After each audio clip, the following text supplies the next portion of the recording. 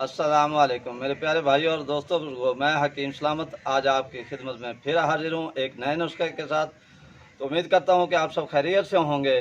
तो मेरे प्यारे भाई और दोस्तों बुजुर्गों, मैं आज जो नुस्खा बताने वाला हूँ वो है बवासीर पर। तो बवासीर जो है वो दो किस्म की होती है, एक खूनी है और एक बादी। और जो नुस्खा जो है वो आप नोट फरमा लें या ज़हन में रख लें।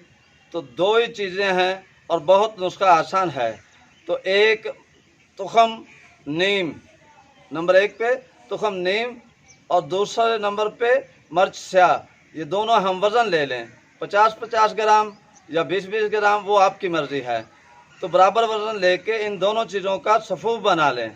सफ़ूफ बनाने के बाद इसमें पानी की मदद से गोलियां बना लें। और इसकी मिकदार खुराक जो है, 2 गोली सुबह खाली पेट, 2 गोली शाम खाली पेट। गोलियां चने के बराबर बनानी है। और जो है इसमें परहेज़ आपने करना है वो गरम तली हुई फ्राई चीज़ें जो वो आपने इस्तेमाल नहीं करनी। अगर आप दोस्तों को मेरी वीडियो पसंद आई हो तो मुझे शेयर करें, सब्सक्राइब करें, लाइक करें। इसके साथ ही मैं आपसे इजाज़त चाहूँगा। अल्लाह हाफिज़।